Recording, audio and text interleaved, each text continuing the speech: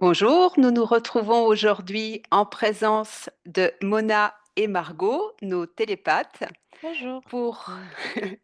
pour cette enquête. Elles sont en état modifié de conscience et ne connaissent absolument pas le sujet, qui est aujourd'hui la transmutation.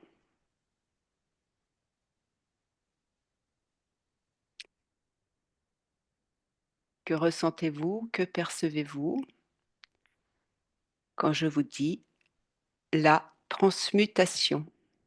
Je vois une chenille. Oui, ok.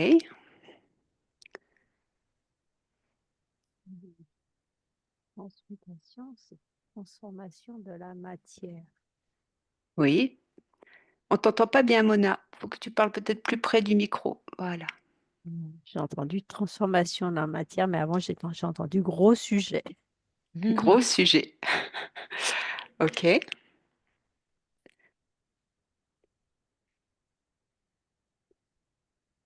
moi, je vois cette chenille, cette image que on connaît, mais quand même qui est importante pour ces processus très symboliques, où cette chenille qui au début est toute petite, je la vois un peu verte, et qui Mhm. doit comprendre de la force, elle se renforce de plus en plus, mais je vois au niveau humain, disons au niveau symbolique, elle conscientise de plus en plus, elle se renforce. Euh, à un certain moment, de l'intérieur, seulement de l'intérieur, elle peut sortir de son cocon et finalement se transformer, transmuter justement en une sorte de papillon. D'accord. Alors, Mona, Je vois tu tous ces processus, tu vois, dans cette sorte de cocon, il y a tout un gros processus énorme, profond, profond, très visible et profond. Oui, invisible. Oui. oui, oui. Mhm. D'accord. Et alors, Mona, tu nous as partagé transformation de la matière. Mais cette transformation ne concerne que la matière dans, Mm. dans ce que tu Parce perçois? qu'on est, par exemple, dans notre matière où on est, on prend un acide et un acide, on les met ensemble, ça va donner une molécule et un sel Mhm. neutre. Donc, on va passer Mhm. d'acide à quelque chose de neutre. C'est un Oui. exemple, c'est une transmutation. C'était Oui. pour donner quelque chose de très concret sur... D'accord. Très bien. Alors justement, comment vous définiriez la transmutation? En laissant bien sûr vos savoirs de côté et vous laissez venir l'information, la transmutation. Hum, hum. Alors, moi, j'ai cette information que ça va... C'est une transmutation, c'est partir de quelque chose de neutre et d'en faire quelque chose de sublime. D'accord. C'est quelque chose de toujours qui est fréquentiellement un peu plus élevé. Voilà, Mhm. c'est l'information que je reçois. D'accord. Margot, je te laisse J'écou- observer Mona. Margot, j'écoutais mon âge, j'ai oublié ma phrase, mais attends, j'avais un truc que j'ai complètement oublié. Du coup. la définition, selon Mhm. vous, de l'information que vous recevez de la transmutation.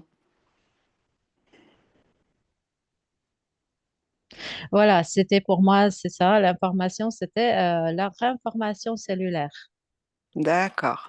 La réinformation, ça veut dire on a les cellules, mais je le vois qu'elles sont au début un peu immatures, tu vois. Elles ont parfois des programmes, des choses, et c'est comme une sorte de vraiment réinformation cellulaire. Ok. Oui, Mona. Ah, moi, j'ai entendu la sublimation. Je suis toujours dans la matière. C'est une D'accord. sublimation. D'accord. Ok. Et alors, pour que cette transmutation, dans la matière et peut-être à d'autres niveaux, se passe, quelles sont les conditions requises? Qu'est-ce qu'il faut pour que ça se passe?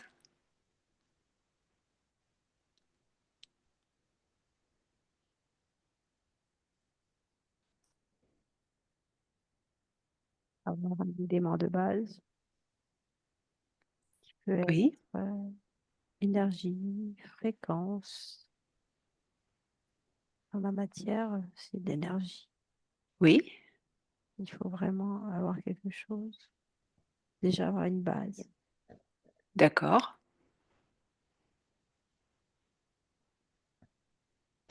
Moi, je vois accueil et conscientisation. Ça veut dire accueillir déjà la possibilité d'évolution, parce que je vois que tout le monde n'est pas aussi ouvert que ça à ça. Et donc, accueillir, ça fait une grosse émotion, donc oui. Accueil, Hmm, ah oui, déjà le mot accueil, tu vois, c'est déjà waouh. Je vois que accueillir la possibilité d'évolution, c'est énorme. Parce que je vois que tout le monde ne l'accueille pas parce qu'on est tellement habitué de fonctionner dans nos schémas qu'on connaît bien et qui sont en quelque sorte sécures, qu'accueillir cette possibilité, c'est comme, tu vois, essayer de sauter d'une roche et avoir peur qu'on va tomber. Et donc, c'est ça. Donc, on a vraiment cette angoisse devant l'évolution parce que c'est absurde.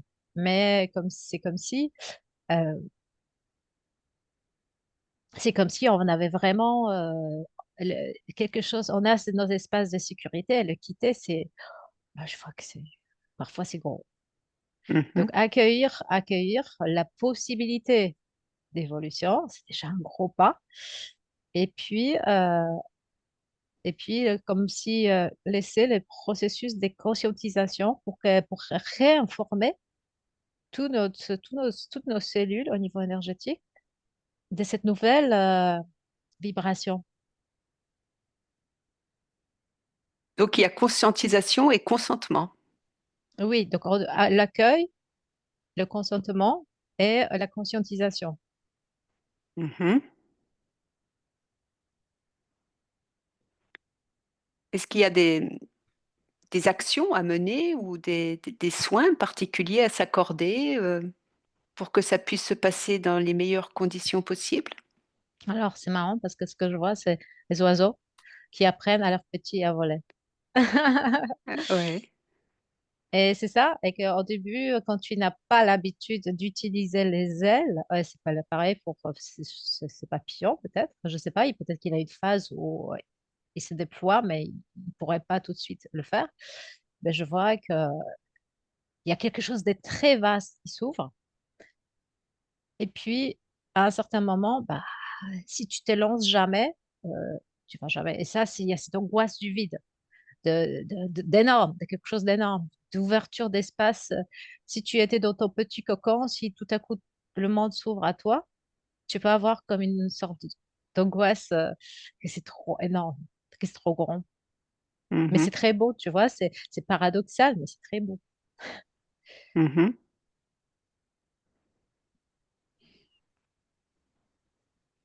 Donc, la transmutation, pardon Mona, vas-y, je poserai ma question après. Notre univers, c'est que transmutation. Tout est transmutation. Je suis, voilà, la transmutation des sentiments. Mais tout est transmutation, en fait. On part d'une fréquence, on va créer quelque chose. C'est une transmutation. Donc, c'est pas une transformation vertueuse, c'est différent. C'est la transmutation à quelque chose de différent C'est le fait de changer d'état, d'état. Mhm. D'état d'être, oui. Ouais, d'état. Ouais, d'état d'état, d'être, entre autres. Ouais. entre autres. Donc, la transmutation, c'est une transformation de l'état. Mhm. Mhm. OK. Donc, ça concerne évidemment pas que les humains, puisque on a vu que la conscience était indispensable, donc la conscience est partout. Mais que la matière soit informée par la conscience, c'est encore une autre étape. Alors, est-ce qu'il y a il y a des éléments dans notre univers qui ne peuvent pas être transmutés, par exemple? Tout à l'heure, Mona, tu dis que tout est transmuté en permanence. Mais est-ce qu'il y a, justement, on va chercher dans le macro ou le micro, s'il existe des éléments qui ne peuvent pas être transmutés? Est-ce que ça existe?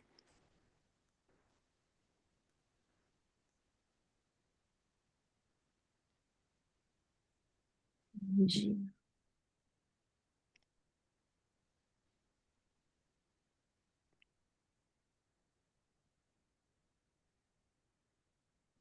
une énergie originelle qui est stable. Et à partir de celle-là, on peut transmuter plein de choses, créer, en fait. Ça crée comme une toile d'araignée. D'accord. Et là, on peut y aller. Donc, il y a un point initial, un point de départ, une base Et on porte stable. en nous. Tout le monde. C'est dans Ouais, tout ce qui est transmuté, c'est présent, en fait, cette énergie de base. d'accord. Ah, c'est une source d'espoir, ça, c'est magnifique. Mm. Ok, C'est ce qui rend stable les transmutations, justement. d'accord. Il faut que ce soit présent. Sinon, ça ne tient pas, ça ne se fait pas, en fait. Les tentatives échouent. C'est comme si c'était la colle qui va venir stabiliser la transmutation.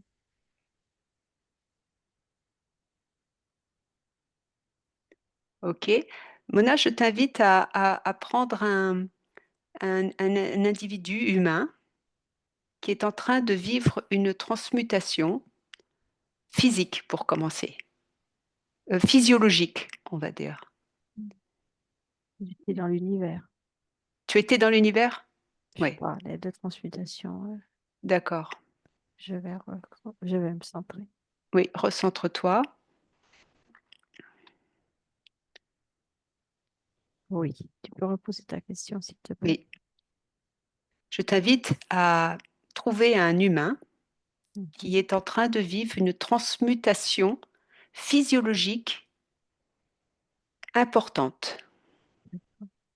Et tu l'observes.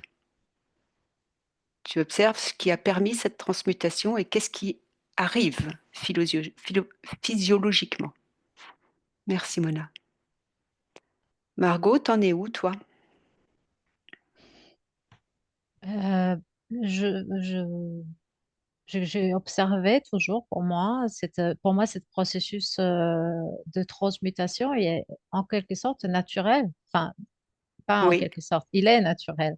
Mhm. Ça fait, c'est comme si cette énergie de la vie qui sort de cette source, bah, elle nous pousse.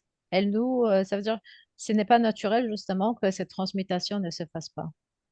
Parce que D'accord. c'est comme l'arbre, tu vois, l'arbre il y a les fleurs blanches, après il y a les feuilles, il y a les fruits, il y a l'automne. Enfin, chez nous, c'est à peu près pareil, chez les humains, chez tout le monde, je vois. C'est comme Mhm. un oiseau qui n'apprendrait jamais à voler, en fait, si D'accord. on ne se transmute pas. Donc, c'est comme dans le processus vital. Et je vois que ces processus chez les humains, parfois, il est un peu comme vrillé ou verrouillé. Des fois, oui. Qui peut entraver ou freiner le cycle de Oui, il transmutation. peut être, oui, oui, oui, si la personne a vécu quelque chose de difficile ou a quelque chose de traumatique, de sidérant, elle peut être entravée dans son processus de transmutation et d'évolution. Parfois, je vois qu'il y a des gens qui n'ont aucune conscience qu'il y a ce processus, ils vivent toute leur vie dans le 9-17, toujours dans le même cercle. Il ne faut pas qu'on pourrait faire autre chose. Mais beaucoup de gens qui voudraient évoluer, mais ils ont cette angoisse de la mue, de la mue, Mhm. avant de passer par cette phase qui pourrait être peut-être, c'est comme si tu vois un oiseau voler, toi tu n'as pas encore appris à voler et tu t'es dit, ah, comment faire? J'ai peur de sauter. Alors, Margot, je vais t'inviter à observer le cas d'une personne qui a peur justement d'accueillir cette transmutation Mhm. et de voir ce qui se passe dans son corps. Quelle réponse, s'il y a une réponse du corps, qu'est-ce qui se passe? Mona, tu es prête à partager? La plus grosse transmutation qu'on puisse observer chez l'homme visuel, c'est le passage de l'adolescence à l'adulte. Il y a un vrai changement. Mais là, c'est physique, ça se voit. Et Mhm. ça, c'est dans la matière. D'accord, Il y a le côté psychologique aussi, où à ce moment-là, le temps est différent. Et il y a vraiment expansion énergétique de ce côté-là et le tout possible est disponible. Un adolescent se sent capable de tout faire, tout réaliser, tout lui est ouvert. Il a cette sensation en lui, comme son corps transmute, son esprit transmute aussi. Et il est capable, il se sent cette puissance de pouvoir tout faire. Tout lui semble possible. Et ensuite, tout lui est possible. Il a accès à tous ses potentiels. C'est ça, tu me confirmes? À ce C'est moment-là, ça, il se sans sent, limite. Il se sent sans sans limite. limite. Et alors, qu'est-ce qu'il va faire qu'en fait, il va quand même limiter sa transmutation? C'est que à ce moment-là, son corps est tellement en expansion que tout lui est ouvert, mais quand ça stabilise, les énergies se regroupent. C'est comme si c'est trop ouvert. Et Mhm. là, donc, toutes les possibilités sont là, si bien que même lui, il y est perdu. Et quand ça stabilise, eh bien, ces énergies se recentrent en lui. Et la transmutation s'imprègne complètement en lui et il est passé à un autre stade. Mais c'est le stade de la transmutation est tellement puissant qu'il a accès à le champ des possibles au-delà des possibilités de son corps, en fait. D'accord. C'est comme si sa connexion à toutes ses capacités, mais en tant qu'être énergétique, en fait. Pour pas dire être de lumière, parce qu'ils sont pas tout à Hmm. fait conscients. Euh, Tout est disponible. D'accord. Et Et je le est-ce que, vois comme un champ qui s'ouvre, mais qui s'ouvre trop, qui va au-delà des voilà, possibilités du trop, corps humain. oui, c'est ça. Pas forcément en fait. Au-delà des possibilités que l'homme donne au corps humain. Voilà, Oui, voilà, ça. c'est-à-dire les limites qu'on se pose Voilà, que par lui, croyance ou à par ce conditionnement. moment-là, il sent Ouais. capable de tout faire. Hmm. Ok. Et est-ce que tu peux observer si justement à ce moment de l'existence humaine, de l'évolution de la vie humaine, c'est-à-dire de l'adolescence à l'âge adulte, euh, est-ce que c'est favorable à ce qu'on appelle l'éveil de conscience ou à un saut de conscience important, par exemple? Donc, il est en contact avec ces énergies et c'est tout à fait ce qu'il fait en fait. Un adolescent classique, on est tous passés par là. Mhm. Un moment où on s'est senti capable de tout faire. Et ce tout faire, c'est être en contact avec... c'est un saut quantique, enfin, le passage de l'adolescence. Que c'est être en contact avec de tout, quelque part, sans en être complètement conscient. Pourtant, toutes nos énergies sont en contact avec le tout. Et en fonction de ce qui se passe autour, ça peut être tacheté, modulé, euh, volé. Et là, on a une déstabilisation de ces énergies. Hmm, d'accord. Donc oui, l'environnement peut faire en sorte que ce soit moins, euh, que l'expression de cette connexion à tous les potentiels soit altérée, déformée, déviée même. Mhm. Mm. Mhm. Mais c'est la grosse transmutation. D'accord.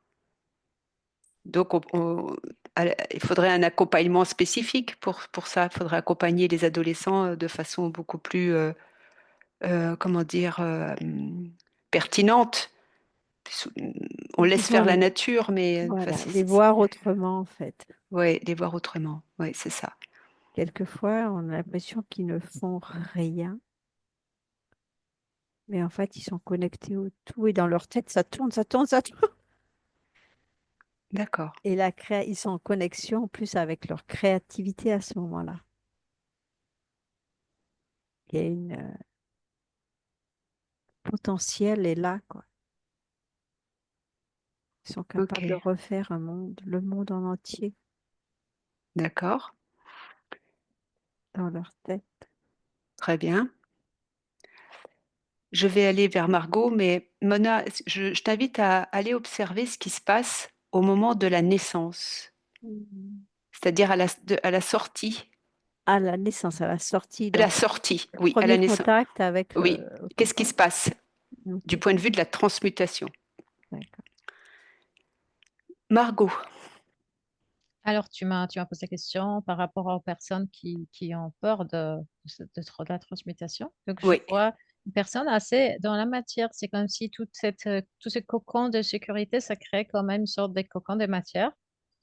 Et c'est comme si on pense être ça. On pense être soi plus ce cocon. Et quand on doit transmuter, je vois comme un allègement, mais cet allègement, en quelque sorte, c'est comme si c'était associé à la peur du vide, peur de sauter dans le vide, peur du vide. Il y a quelque chose avec si je ne suis pas ça, qu'est-ce que je serais? Je serais peut-être rien. Si je ne suis pas ça, je suis rien.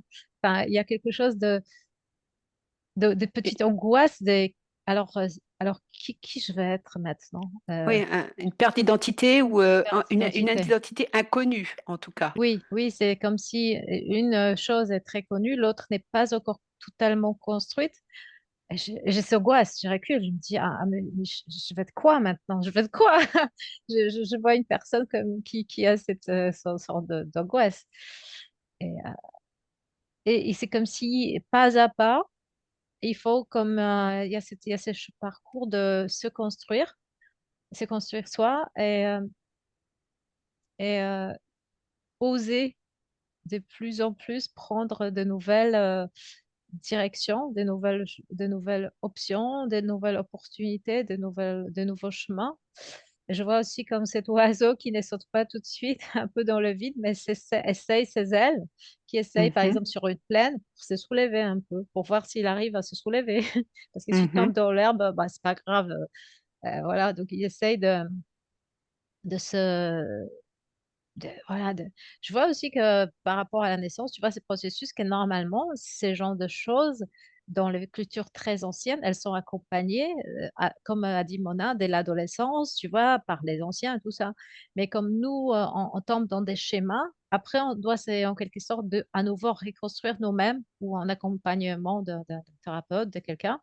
Mais avant, à la base, c'était le rôle des parents pour nous construire d'une manière puissante, comme chez les oiseaux, exactement la même Mhm, chose.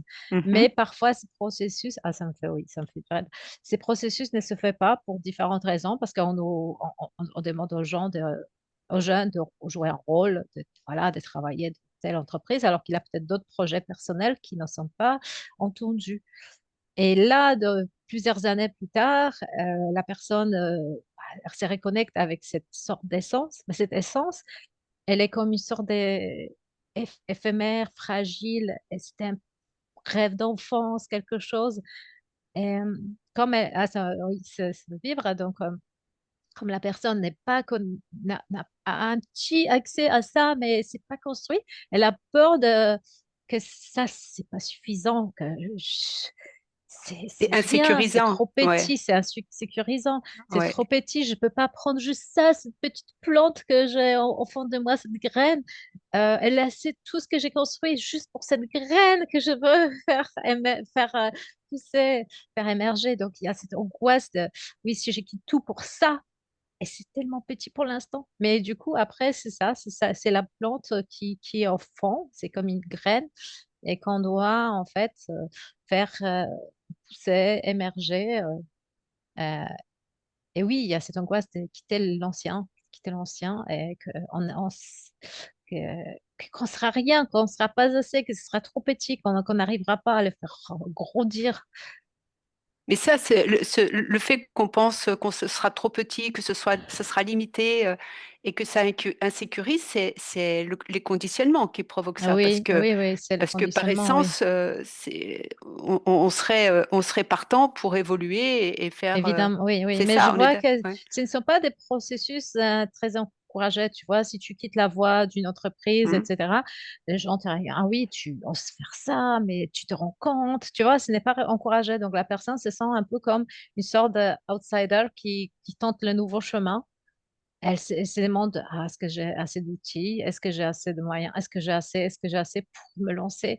Et si je tombe? Et si c'est ci? Et si c'est là? Et du coup, bah, ça la bloque un peu. Tu vois, si c'était un projet vraiment très encouragé et très normal, considéré comme une évidence dans la société, et tout le monde disait, ouais, c'est chouette, que mm, ce serait différent. Mais comme mm, tout le mm. monde est un peu, ah oui, tu quittes un CDI, mais tu te rends compte. Tu Nourrit vois, la donc, peur, oui. Mm. ouais, Ça nourrit la peur. Alors ouais, qu'en fait, un accompagnement de confiance et oui, stimulant et gratifiant oui. serait une grande aide. D'accord. Oui, c'est ça. Alors, Margot, j'aimerais que tu ailles, que tu regardes, que tu observes le rôle de la confiance en soi ou et de la foi en Mhm, la vie. mhm. Mona, à toi. Donc, avec la naissance, l'arrivée, Alors, moi, j'étais avec un bébé. oui, Enfin, un futur. Avant, avant la c'est, sortie, ouais, oui. sa sortie, en fait, c'est volontaire. C'est parce qu'il est impatient de venir expérimenter. Et qu'effectivement, cet accouchement devrait se faire c'est comme si c'est une joie. Quand il arrive, il faudrait presque avoir des chants, des gens qui accompagnent pour le Mm, mm, recevoir. Et ce que j'ai actuellement, et ça lui donne, ça expanse son énergie, je vois. L'enfant naît et je vois son énergie comme un soleil qui brille.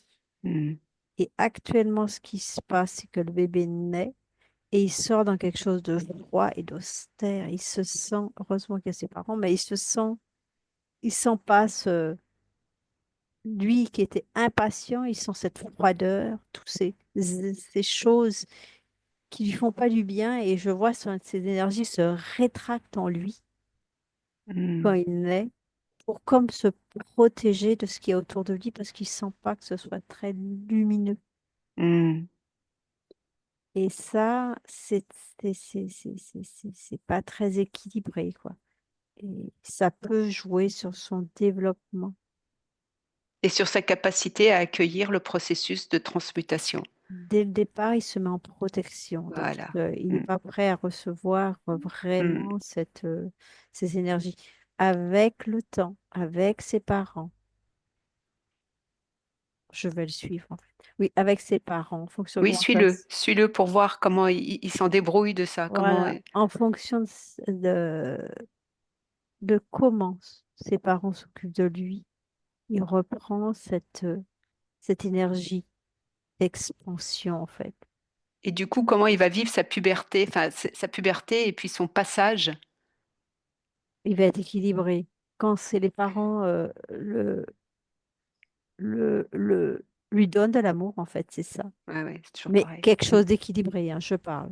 C'est Oui, oui, pas oui, oui. mon objet, c'est je te donne l'amour, t'es un enfant, je t'ai donné la vie et je t'accompagne dans ta vie. Je précise dans ta vie. Et là, l'adolescent se passe plutôt s'équilibrer. Ça va être un jeune qui va faire plein d'expériences. Il va faire du sport, plusieurs sports différents, euh, s'intéresser à plein de sujets, avoir plein d'idées de création, essayer plein de petites choses. Et les petites choses, c'est créatif, je précise, pleine Mhm. matière. Il va s'exprimer comme ça. C'est comme si, et quand je dis ça, je vois comme un arbre qui s'ouvre et toutes les couleurs s'expriment. C'est comme s'il expérimentait beaucoup de choses et ces beaucoup de choses, ça va lui permettre de créer qui il est pour le futur. Et toutes ces expérimentations, ces petites expérimentations vont lui servir de base pour son développement. C'est vraiment Super. ça. C'est Eh oui. vraiment ça. Ouais. L'expérimentation de l'adolescence, ce sont les bases qui vont servir de support Pour son existence son d'adulte. Ouais. adulte. Ouais. Alors j'aimerais, Mona, que tu observes son rapport à la confiance en lui et en la foi que tu observes. Je reviendrai vers toi, je vais écouter Margot. Nous allons écouter Margot. Vas-y, Margot. Alors, mon parcours des littéraires me rappelle que le mot confiance, c'est exactement le même mot que foi, parce que confiance, ça veut dire confidence, ça veut dire avec foi. Et c'est donc le même mot que foi. Et donc, cette fois, en fait, j'ai eu une grosse émotion tout à l'heure parce que j'ai vu cette personne comme sur une grosse plaine. Et elle, comme si elle s'est préparée à prendre son envol. Et ça me fait toujours. Et c'est comme si elle se rendait compte de sa grandeur avec cette foi. C'est comme si la foi nous réunit à quelque chose, à quelque chose d'énorme, à une Oui. énergie cosmique presque, Mhm. à l'énergie du créateur, de la Oui. création. Et, et c'est comme quelque chose de tellement énorme. Et du coup, ouf, Tu veux un peu de temps, Margot, ou tu non, continues? Non, ça ça va? va. C'est juste que tu vois, si tu sens cette énergie comme, même dans l'air, tu vois, il y a quelque chose comme une sorte d'énergie de création partout. Elle est comme, c'est Ouais, comme si l'univers en était imbibé, mais ouais. on nous a pas appris de se connecter à cette énergie, L'énergie. Mhm. à ce champ de création qui est tellement universel, énorme. Et donc, cette personne, donc, sur cette plaine, euh, on voit les avions partir. Elle s'est dit, bah oui, bah, c'est comme s'il y a cet aspect aérien de faire confiance au vent, tu vois, de se lancer et de faire Mhm. confiance qu'on ne va pas Mhm. tomber parce que les oiseaux ne tombent pas, les avions ne tombent pas. Il y a une sorte de force, énergie de l'univers qui fait que pourquoi les oiseaux ne tombent pas? Pourquoi Mhm. ils se connectent à cette énergie, ils se connectent à cette justesse. Mm. Et les mécanismes de l'avion aussi, il a ces mécanismes, il sait comment gérer ces genres de dynamique. Et cette personne, elle se rend compte qu'elle est connectée à ce tout et elle fait partie de ce tout. Donc forcément, elle a cette énergie euh, de création en elle. Et c'est vraiment la confiance ou la foi. hein. Déjà, quand je dis ces mots dans ces contextes, j'ai l'impression que ça me connecte à quelque chose d'énorme. Vraiment, c'est très impressionnant. C'est comme si c'était toute l'énergie de l'univers c'est comme si c'est inscrit dans ce genre de petits mots, la foi. Il ne s'agit pas d'une foi en un Dieu particulier, quelque chose dont on parle dans les religions, mais de la foi, c'est de la communion avec, avec de faire partie de l'énergie de la création, en fait. C'est ça? Ouais, ouais. D'accord. Ok. Magnifique. Magnifique. Alors, tu restes dans cette très belle fréquence, Margot, Mm. et je te propose d'aller observer ce qui se passe dans l'entourage et dans l'environnement, c'est-à-dire par les humains, enfin l'entourage, tout le vivant humain, animal, d'une personne qui vit une transmutation avec foi, Mhm. et ce qui se passe aussi dans l'environnement. Tu verras bien les infos qui te viennent. D'accord? Mona, s'il te plaît, à toi. Alors, moi, j'étais toujours avec l'adolescente, cette histoire de confiance en soi et de foi. Mhm. Alors, la confiance en soi de l'adolescence peut bouger en fonction Ok. de son environnement, de sa base aussi, de ses parents, en fait. Tout ce qui, qui, euh, qui va tourner autour de l'adolescence. Si on a des parents qui sont pas équilibrés, ben, à l'adolescence, on aura moins confiance en lui parce que ses bases, Ils ne les sont pas parents, solides. sont pas solides. Enfin, Mm. oui, c'est pas stable, c'est pas solide. On dirait pas stable, mais pas Et c'est stable. Voilà, c'est qu'il faut choisir comme mot et pas le mot solide. Ouais. c'est Donc stable. les bases ne sont pas stables. Ouais. Mhm. Elles existent, mais elles bougent en fait. Et ça crée aussi ça déstabilise l'adolescent qui lui-même en pleine Processus. Mm. évolution. Voilà. Mm. J'avais une autre information que j'ai perdue. Et ça joue aussi sur son expansion, que c'est une expansion, cette connexion au tout. Et, Et un adolescent stable qui va avoir confiance en lui, ben, il aura cette connexion à sa foi, qu'il Mhm. aura foi en lui. Oui, Voilà. Je ne dis pas que ce sera toujours, il peut avoir des moments où il doute de lui-même parce qu'il expérimente en plus son champ mental. Et ce champ mental peut venir perturber cette stabilité. Mhm. C'est aussi une expérimentation pour créer des bases stables, tout simplement. Ouais, ouais. Pouvoir s'entraîner. L'adolescence, c'est la période de toutes les expériences, de toutes les transmutations. On expérimente tout dans cette période-là. C'est une période tampon où vraiment toutes les bases sont posées. D'accord. Ok, c'est clair. Mona, euh, je veux bien que tu observes s'il existe dans le corps humain une substance, une hormone, je ne sais pas, quelque chose qui nous constitue, qui favorise, soutient ou permet la transmutation. Margot. Alors, pour l'entourage, je vois que dans la première phase, l'entourage est très méfiant, justement. C'est comme je vois un homme qui s'est construit son propre avion, et Mhm. l'entourage dit, ouais, c'est ça, non, mais, qu'est-ce qu'il a pris, tous ces folies. Ouais.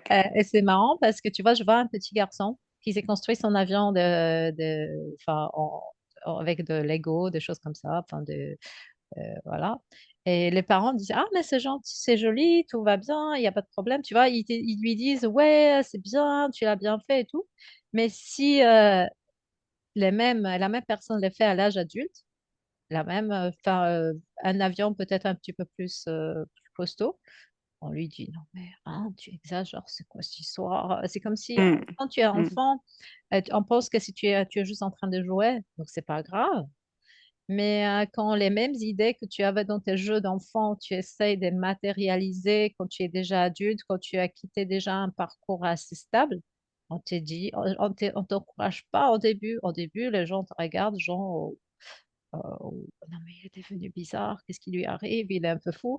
Et après, si jamais ça fonctionne, ça marche, tu as un certain succès, bah là, tout le monde est impressionné parce qu'il n'y croyait pas. Parce que Mhm. l'entourage qui n'a pas vécu sa propre transmutation lui-même, il a du mal à faire confiance à la transmutation des autres en quelque sorte. Donc l'entourage dans cette phase d'éclosion, bah, malheureusement, il peut être très, très bloquant parce qu'il a du mal à visualiser, imaginer que cette personne elle peut vraiment réussir son projet.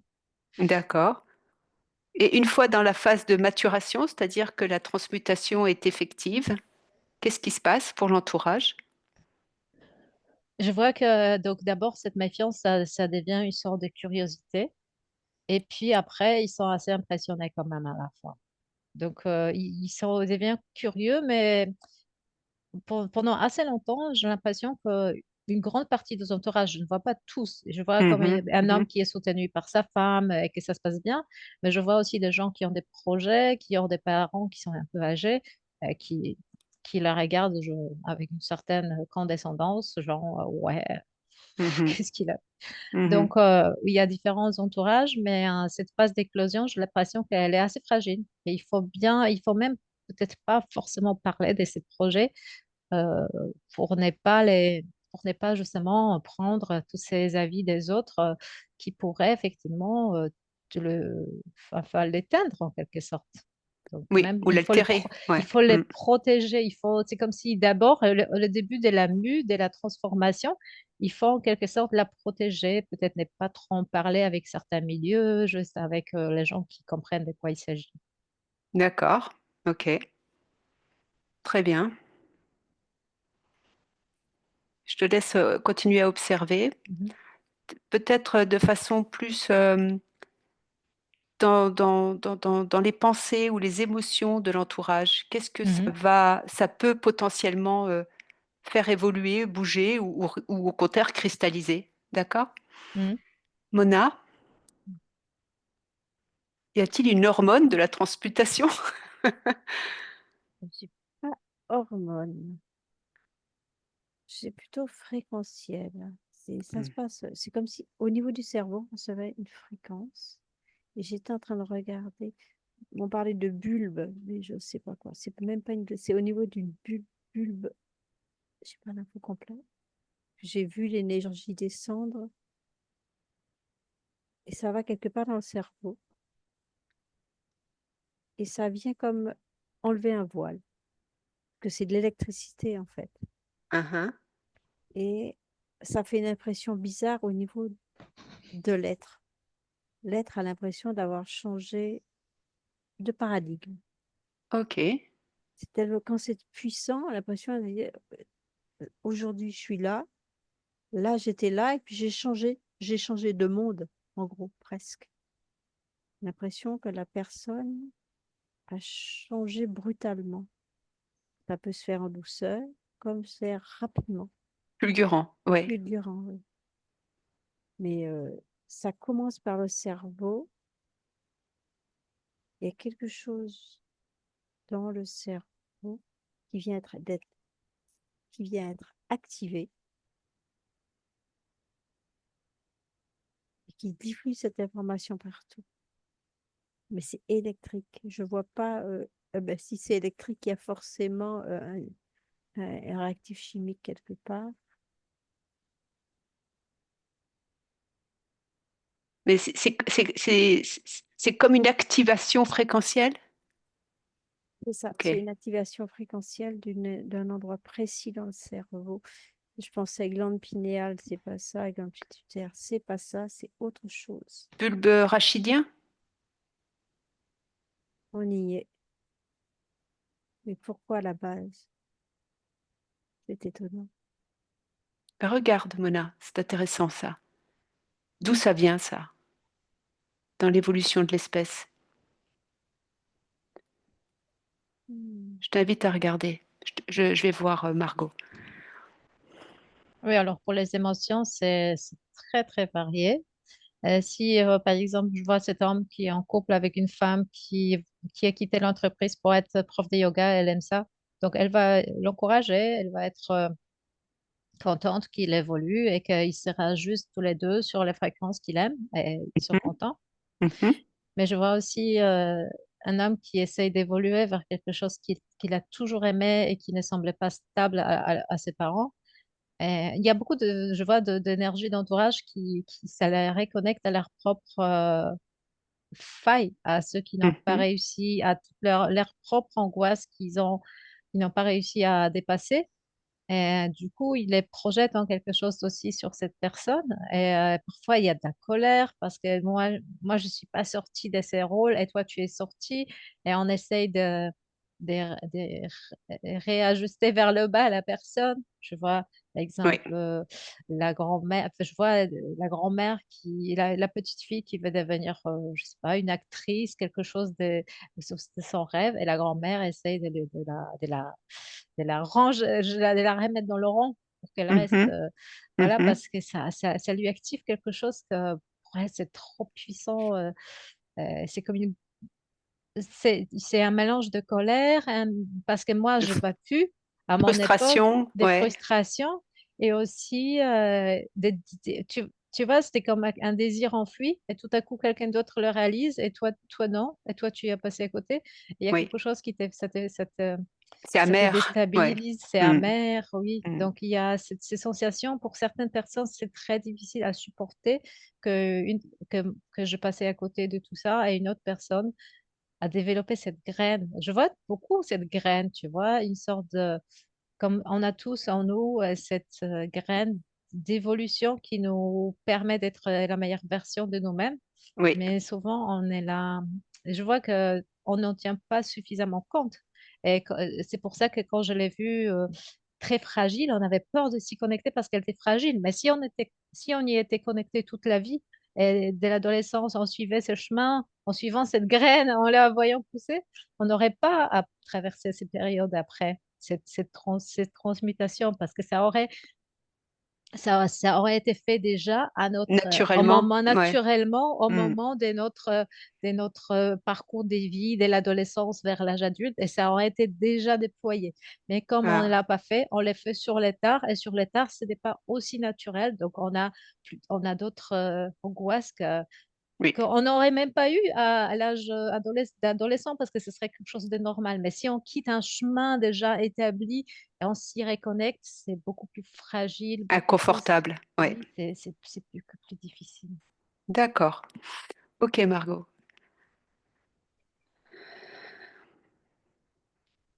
Ok, je te laisse continuer à observer.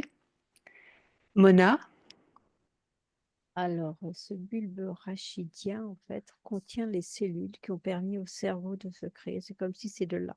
Ce sont partie des cellules qui ont créé le cerveau, en fait. mhm, C'est pour ça qu'il y a bulbe, et c'est toujours là. D'où ça part de là et ça va vers le cerveau. On aurait pu croire le contraire. C'est étonnant. Et, et on a là, cette faculté de passer des portes énergétiques. d'accord. Et Bon, en fait, qu'on a l'impression de changer de paradigme, c'est juste qu'on a changé de fréquence. On a passé une porte énergétique qui n'est pas visible. Ça fait comme c'est comme si j'avais une caméra et en fait, on passe une porte énergétique. Je vois vraiment l'être qui a ouais, changé de ouais, porte, ouais. comme un film de science-fiction, en fait. Bon, Et on a toutes ces capacités en nous qu'on passionnant. ignore parce que c'est dans notre ADN, en fait. Ouais, On est équipé ça fait partie de nous, oui, naturellement. naturellement. C'est passionnant. L'enquête est déjà longue. On va arrêter, mais moi, je pense qu'il faut faire un deuxième volet sur l'activation fréquentielle. Oui. On en Mhm. fera une autre on fera suite du feuilleton. Parce qu'à la fin, tu vois, à la fin, j'ai vu ces oiseaux qui sont dans le nid et ceux qui volent. Et ils ont aussi cette activation de quelque chose parce qu'ils savent Ouais, se diriger dans l'espace, ils savent ouais, gérer l'espace. Et les petits oiseaux encore dans le nid, non. Donc, ils ont aussi activé peut-être la même chose. ouais. Ça me fait des frissons. Donc, oui, Mm, mm, juste. mm. Et oui, c'est intéressant de faire C'est intéressant. d'en parler plus. D'accord. Alors, est-ce que vous avez une dernière information à nous partager? Un conseil peut-être pour qui résumerait ou qui nous aiderait à favoriser le processus de transmutation? Ben, moi, c'est toujours, c'est connecté à l'énergie de la foi. Tu vois, ça me fait tout de Voilà. suite Ouais, grand truc. ouais, ouais.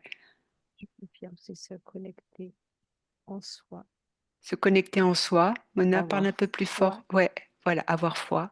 avoir foi en soi. Voilà, super. Magnifique.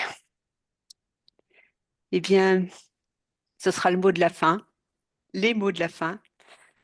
Merci Mona, merci Margot. Merci Merci. à toi.